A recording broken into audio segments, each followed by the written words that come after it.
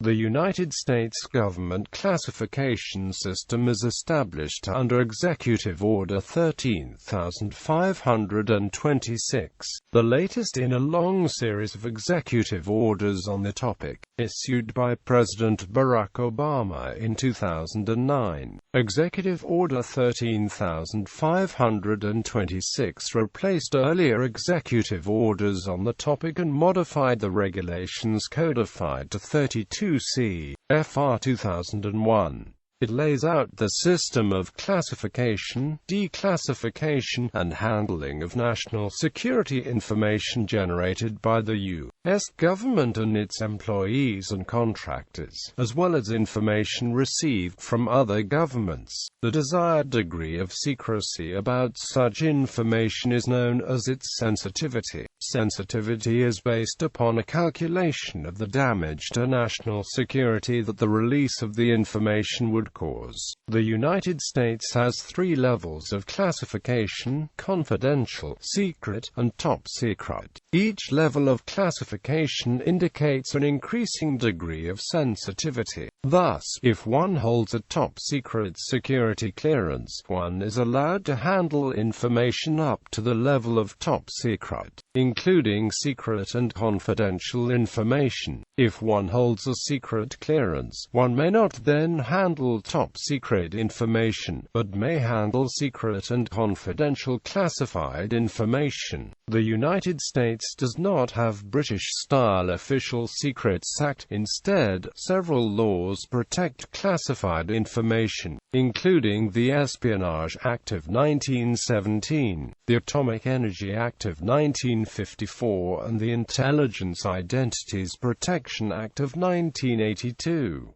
A 2013 report to Congress noted that criminal statutes that may apply to the publication of classified defense information have been used almost exclusively to prosecute individuals with access to classified information who make it available to foreign agents, or to foreign agents who obtain classified information unlawfully while present in the United States. While prosecutions appear to be on the rise, leaks of classified information to the press have relatively infrequently been punished as crimes, and we are aware of no case in which a publisher of information obtained through unauthorized disclosure by a government employee has been prosecuted for publishing it. The legislative and executive branches of government, including U.S. presidents, have frequently leaked classified information to journalists. Congress has repeatedly resisted or failed to pass a law that generally outlaws disclosing classified information. Most espionage law only criminalizes national defense information. Only a jury can decide if a given document meets the criterion, and judges have repeatedly said that being classified does not necessarily make information become related to the national defense. Furthermore, by law, information may not be classified merely because it would be embarrassing to cover illegal activity. Information may only be classified to protect national security objectives. Terminology: in the U.S., information is called classified if it has been assigned one of the 3 levels: confidential, secret, or top secret. Information that is not so labeled is called unclassified information. The term declassified is used for information that has had its classification removed, and downgraded refers to information that has been assigned a lower classification level but is still classified. Many documents are automatically downgraded and then declassified after some number of years. The U.S. government uses the terms sensitive but unclassified, sensitive security information, critical program information, for official use only, or law enforcement sensitive to refer to information that is not confidential, secret, or top secret, but whose dissemination is still restricted. Reasons for such restrictions can include export controls, privacy regulations, court orders, and ongoing ongoing criminal investigations, as well as national security. Information that was never classified is sometimes referred to as open source by those who work in classified activities. Public safety sensitive refers to information that is similar to law enforcement sensitive but could be shared between the various public safety disciplines. Peter Lewis Gallison, a historian and director in the History of Science department at Harvard University, claims that the U.S. government produces more classified information than unclassified information.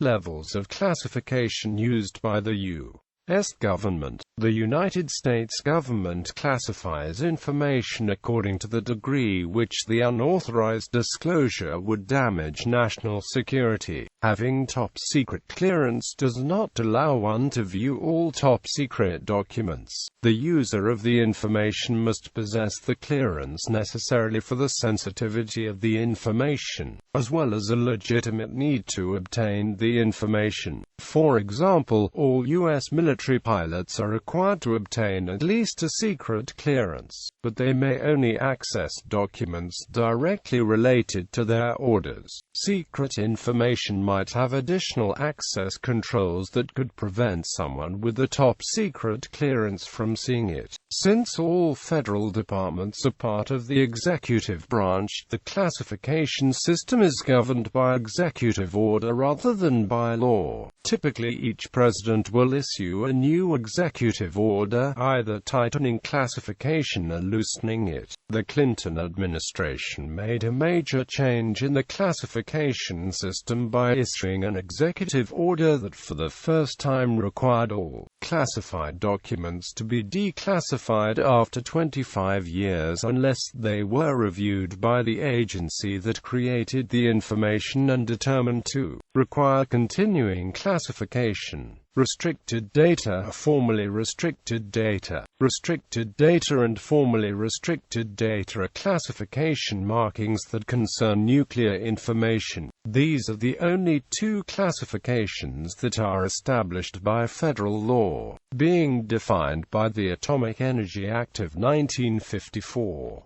Nuclear information is not automatically declassified after 25 years. Documents with nuclear information covered under the Atomic Energy Act will be marked with a classification level and a restricted data or formally restricted data marking. Nuclear information as specified in the Act may inadvertently appear in unclassified documents and must be reclassified when discovered. Even documents created by private individuals have been seized for containing nuclear information and classified. Only the Department of Energy may declassify nuclear information.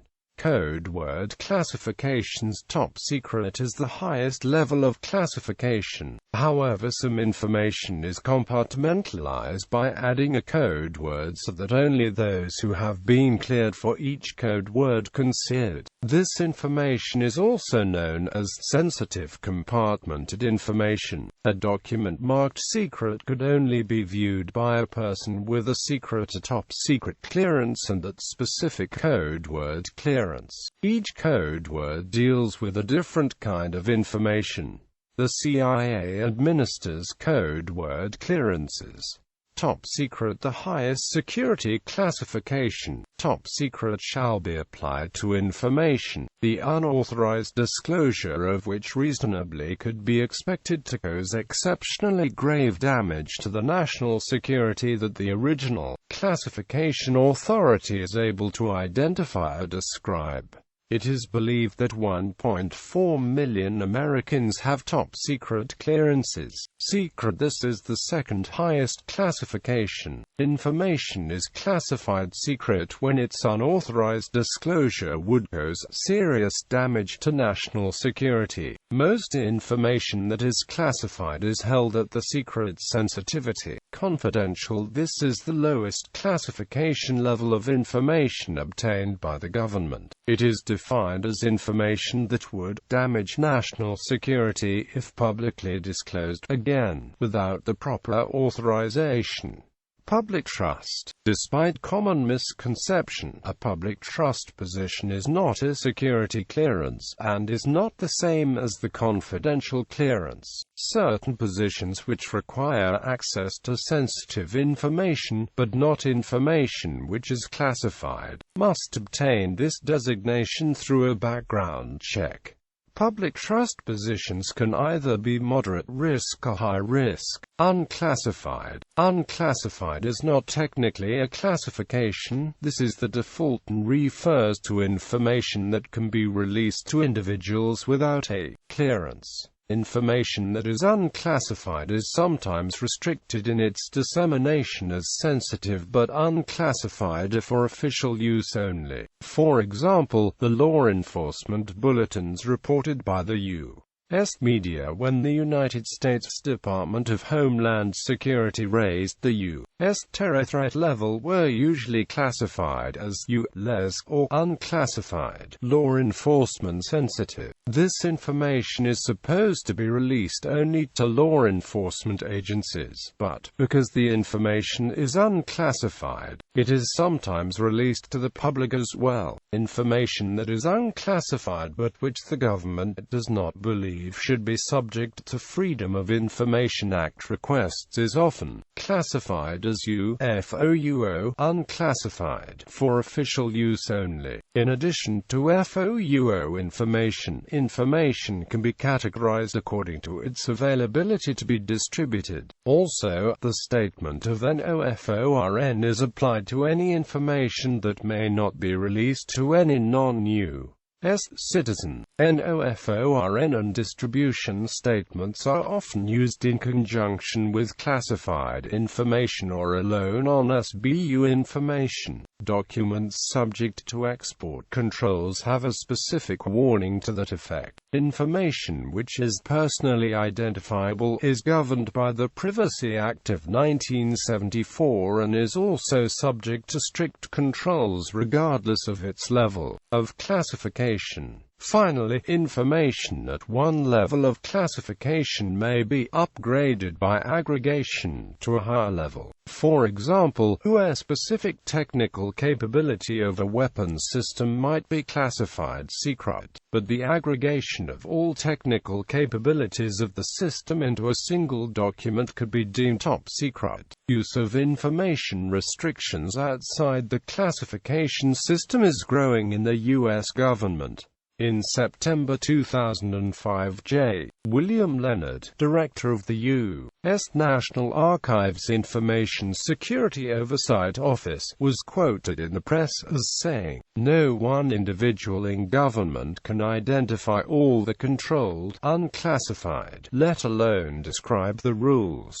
Controlled unclassified information. One of the 9/11 Commission findings was that the government keeps too many secrets. To address this problem, the Commission recommended that a culture of agencies feeling they owned the information they gathered at taxpayer expense must be replaced by a culture in which the agencies instead feel they have a duty to repay the taxpayer's investment by making that information available. Due to over 100 designations in use by the U.S. government for unclassified information at the time, President George W. Bush issued a presidential memorandum on May 9, 2008, in an attempt to consolidate the various designations in use into a new category known as Controlled Unclassified Information. The SWAY categories and subcategories were hoped to serve as the exclusive designations for identifying unclassified information throughout the executive branch not covered by Executive Order 12958 of the Atomic Energy Act of 1954 but still required safeguarding or dissemination controls, pursuant to and consistent with any applicable laws, regulations, and government-wide policies in place at the time. SWAY would replace categories such as for official use only, sensitive but unclassified, and law enforcement sensitive. The presidential memorandum also designated the National Archives as responsible for overseeing and managing the implementation of the new SWAY framework. This memorandum has since been rescinded by Executive Order 13,556 of November 4, 2010, and the guidelines previously outlined within the memo were expanded upon in a further attempt to improve the management of information across all federal agencies, as well as establish a more standard, government-wide program regarding the controlled unclassification designation process itself. The U.S. Congress has attempted to take steps to resolve this, but did not succeed. The U.S. House of Representatives passed the Reducing Information Control Designations Act, H.R. 1323, on March 17, 2009. The bill was referred to the Senate Committee on Homeland Security and Governmental Affairs, because no action was taken in committee and bills expire at the end of every Congress. There is currently no bill to solve unclassified designations, restricted during and before World War II. The U.S. had a category of classified information called restricted, which was below confidential. The U.S. no longer has a restricted classification, but many other nations and NATO do. The U.S. treats restricted information it receives from other governments as confidential. The U.S. does use the term restricted data in a completely different way to refer to nuclear secrets, as described below. Classified classifications. Executive Order 13,526, which forms the legal basis for the U.S. classification system, states that information may be classified at one of the following three levels, with top secret as the highest level. However, this executive order provides for special access programs that further restricted access to a small number of individuals and permit additional security measures. These practices can be compared with the concepts multi-level security and role-based access control. U.S. law also has special provisions protecting information related to cryptography, nuclear weapons and atomic energy, and the identity of covert intelligence agents. Proper procedure for classifying U.S. government documents. To be properly classified, a classification authority must determine the appropriate classification level, as well as the reason information is to be classified. A determination must be made as to how and when the document will be declassified, and the document marked accordingly. Executive Order 13,526 describes the reasons and requirements for information to be classified and declassified. Individual agencies within the government develop guidelines for what information is classified and at what level. The former decision is original classification. A great majority of classified documents are created by derivative classification. For example, if one piece of information taken from a secret document is put into a document along with 100 pages of unclassified information, the document, as a whole, will be secret. Proper rules stipulate that every paragraph will bear a classification marking of for unclassified, for confidential, for secret, and for top secret. Therefore, in this example, only one paragraph will have the marking. If the page containing that paragraph is double-sided, the page should be marked secret on top and bottom of both sides. A review of classification policies by the Office of the Director of National Intelligence aimed at developing a uniform classification policy and a single classification guide that could be used by the entire U.S. intelligence community found significant interagency differences that impaired cooperation and performance. The initial ODNI review, completed in January 2008, said in part, the definitions of national security and what constitutes intelligence, and thus what must be classified, are unclear. Many interpretations exist concerning what constitutes harm and the degree of harm that might result from improper disclosure of the information, often leading to inconsistent or contradictory guidelines from different agencies. There appears to be no common understanding of classification levels among the classification guides reviewed by the team, nor any consistent guidance as to what constitutes damage, serious damage, or exceptionally grave damage to national security.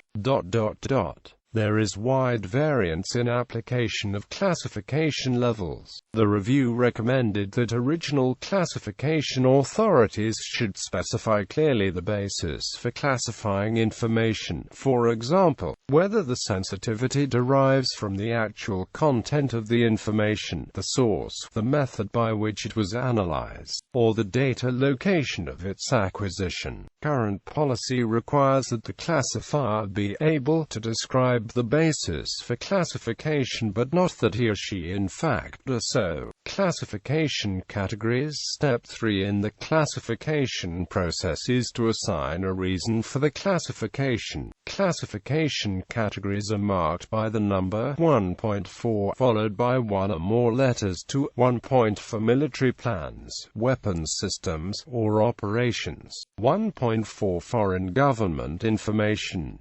1.4 intelligence activities, sources or methods, or cryptology. 1.4 foreign relations are foreign activities of the United States, including confidential sources. 1.4 scientific, technological, or economic matters relating to national security, which includes defense against transnational terrorism. 1.4 United States government programs for safeguarding nuclear materials or facilities. 1.4 vulnerabilities or capabilities of systems, installations, infrastructures, projects or plans, or protection services relating to the national security, which includes defense against transnational terrorism and/or 1.4 the development, production, or use of weapons of mass destruction.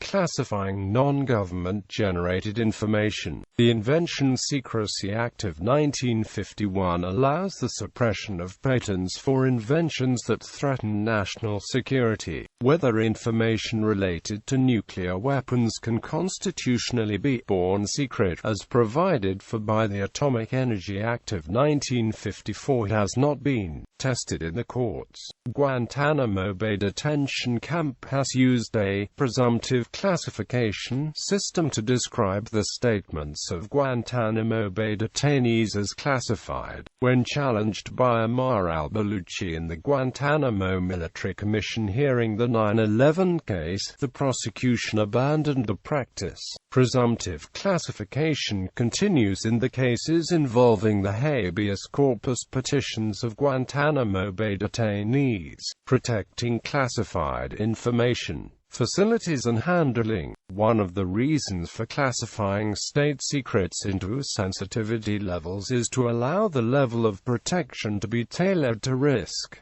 The U.S. government specifies in some detail the procedures for protecting classified information. The rooms or buildings where classified material is stored or handled must have a facility clearance at the same level as the most sensitive material to be handled. Good quality commercial physical security standards generally suffice for lower levels of classification. At the highest levels, people sometimes have to work in rooms designed like bank vaults. The U.S. Congress has such facilities inside the Capitol building, among other congressional handling procedures for protecting confidentiality.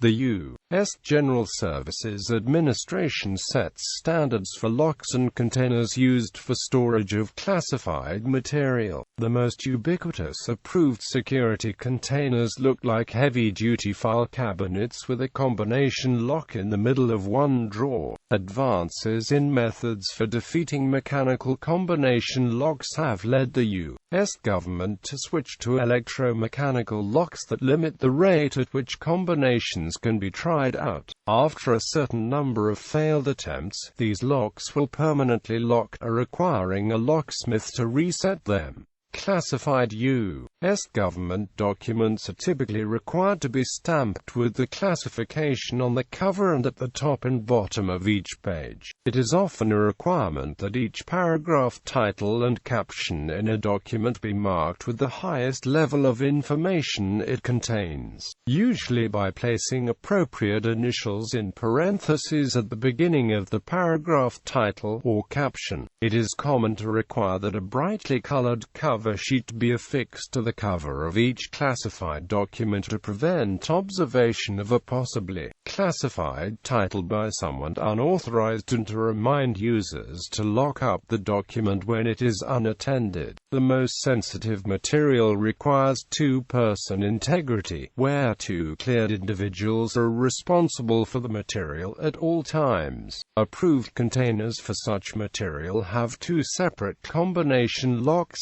both of which must be open to access the contents. There are restrictions on how classified documents can be shipped. Top secret material must go by special courier. Secret material can be sent within the U.S. via registered mail, and confidential material by certified mail. Electronic transmission of classified information largely requires the use of National Security Agency-approved, certified Type 1 crypto systems, utilizing NSA's unpublished and classified Suite A algorithms. The classification of the Suite A algorithms categorizes the hardware that store them as a controlled cryptographic item under the International Traffic in Arms Regulations, or ITAR. CCI equipment and keying material must be controlled and stored with heightened physical security, even when the device is not processing classified information or contain a cryptographic key. NSA is currently moving towards implementing what it's calling Suite B, which is a group of commercial algorithms such as advanced encryption, standard secure hash algorithm, elliptic curve digital signature algorithm, and elliptic curve Diffie-Hellman. Suite B provides protection for data up to top secret on non-CCI devices. This is especially useful in high-risk environments or operations needed to prevent Suite A compromise. These less stringent hardware requirements stem from the device not having to protect classified Suite A algorithms. Specialized computer operating systems known as trusted operating systems are available for processing classified information. These enforce the classification and labeling rules described above in software. However, as of 2005, they are not considered secure enough to allow uncleared users to share computers with classified activities. So if one creates an unclassified document on a secret device, the resultant data is classified secret until it can be manually reviewed. Computer networks for sharing classified information are segregated by the highest sensitivity level they are allowed to transmit, for example, CIFNA and JWICS. The destruction of certain types of classified documents requires burning, shredding, pulping or pulverizing using approved procedures and must be witnessed and logged. Classified computer data presents special problems. See data remanence. Lifetime commitment. When a cleared individual leaves the job or employer for which they were granted access to classified information, they are formally debriefed from the program. Debriefing is an administrative process that accomplishes two main goals. It creates a formal record that the individual no longer has access to the classified information for the program, and it reminds the individual of their lifetime commitment to protect that information. Typically, the individual is asked to sign another non-disclosure agreement, similar to that which they signed when initially briefed. and this document serves as the formal record. The debriefed individual does not lose the security clearance, they have only surrendered the need to know for information related to that particular job.